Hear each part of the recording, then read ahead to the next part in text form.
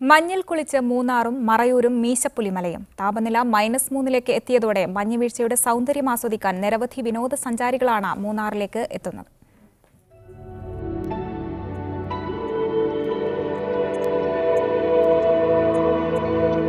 അങ്ങ് വടക്ക് കാശ്മീരിൽ അതിശൈത്യം തുടരുമ്പോഴാണ് തെക്കിന്റെ കാശ്മീരിനെയും മഞ്ഞു പൊതിയുന്നത്.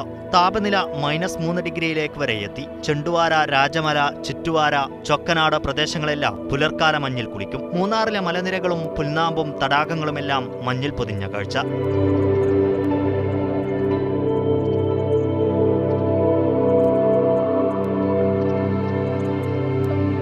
കാൽച്ചുവടിനോട് മഞ്ഞും മേഘവും ഒത്തൊരുമിക്കുന്ന മീശപ്പുലിമലയെയും കൊളുക്കുമലയെയും സഞ്ചാരികൾ മൂന്നാറിന്റെ പറുദീസ എന്ന് വിളിക്കുന്നു. മഞ്ഞുമൂടിയ മലനിരകൾക്കപ്പുറം തമിഴ്നാടിന്റെ വിദൂര കാഴ്ചയും മീശപ്പുലിമലയുടെ പ്രത്യേകതയാണ്. തേയിലച്ചെടികളും പുൽമേടുകളും മലഞ്ചെരുവുകളും യൂക്കാലിത്തോട്ടങ്ങളുമെല്ലാം മഞ്ഞിൽ കുളിച്ച കാഴ്ചയാണ് മൂന്നാറിൽ. അഞ്ചുനാട് മേഖലയായ വട്ടവടയും തണുത്തുറയുകയാണ്. 1.5 പതിറ്റാണ്ടിനു ശേഷമാണ് വട്ടവട പാമ്പാട് ചോല മേഖലയിൽ കഴിഞ്ഞ ദിവസം മഞ്ഞ് പെയ്തത്. ഇതോടെ സ്വദേശികളും വിദേശികളുമായ സഞ്ചാരികളുടെ തിരക്കേറി. മഞ്ഞുണ്ട് എന്നൊക്കെ കണ്ടിട്ട് വന്നതാണ്. അപ്പോൾ വന്നപ്പോൾ നല്ല എക്സ്പീരിയൻസ് ആണ്.